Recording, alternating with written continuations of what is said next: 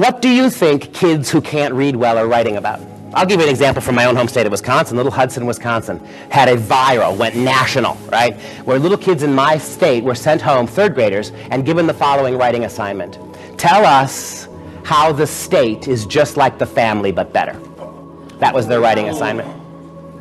And this, I'm now giving away the game. If you ask me, you put a gun to my head and ask me, what in one word Common Core is? That's it. It's statism. It has nothing to do with education. It is a concerted effort on the part of the government to convince your kids they belong first to the government and second to you. Our first question, 1 + 1. Yes. 2. Incorrect. Yes. Multiculturalism. Well done, Simon. What keeps this all in place? Us. So should we panic about the problems presented in this documentary? Oh man! Oh God! Oh man! Oh God! Oh man! Oh God! Oh man! Oh God! Oh man! Oh God! No.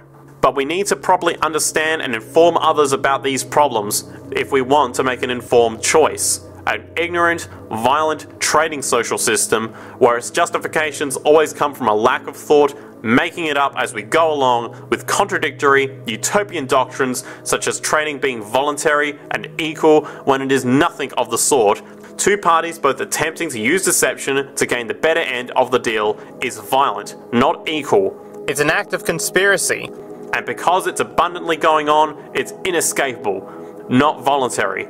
And it also ensures monopoly entities because, as mentioned, everyone is climbing over each other to reach the most wealth. Which of course means that out there's an elusive, wealthy elite, which we can only theorize what they get up to attempt to quench their addiction to power. The false assumption that since a person's wealthy, they've contributed greatly to society, when all one has contributed by gaining wealth is deception or manipulation tactics. They don't contribute anything to scientific advancement. Of course it's cheating. Nobody ever got rich being honest. Nor does being wealthy mean happiness. It results in shallow personalities. I don't think any of us wants to have to get a real job.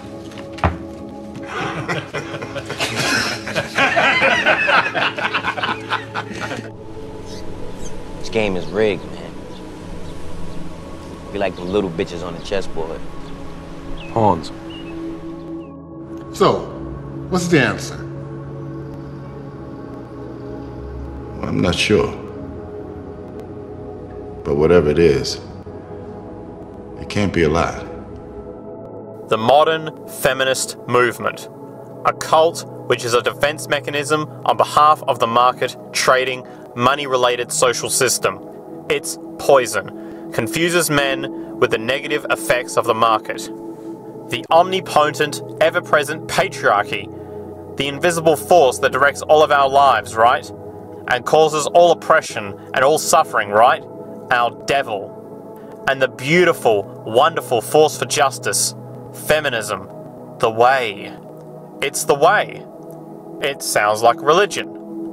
And oh my goodness, for a movement that's only about equality and isn't blaming of men, they name the force for evil after men, and the force for justice after women. And this being a movement that is very, very concerned about the implications of language, so concerned that if you call a firefighter a fireman, it will discourage little girls from aspiring to be firefighters, and sometimes discourage grown women from aspiring to be firefighters, by calling them firemen, right? But we can call the force for all oppression, we can call that essentially men, patriarchy, right?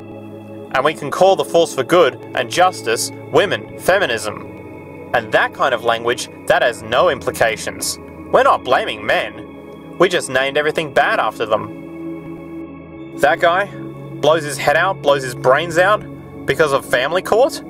And people don't think there's something wrong with that? We'll just open the doors tomorrow for business as usual, and that's okay? That's being spun as a fundamentalist Islamic group that is so determined to be misogynistic and oppress girls that they want to deny girls an education. But they are not against girls being educated, they're against anybody getting a Western, secular or Christian education. The initial attacks, and there were several of them, there was one were over 100 men killed and 1 woman killed. And the victims were described as people or villagers. And in the previous attacks on the schools, they actually let the girls go. They separated out the boys and girls, and they let the girls go. And they told them to go home, get married, renounce your sins, and live a righteous life under Allah.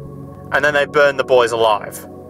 There was literally no outrage. It was barely reported on until the girls were kidnapped. And the reason why they kidnapped those girls is because we didn't do anything. We didn't pay attention. And they want attention.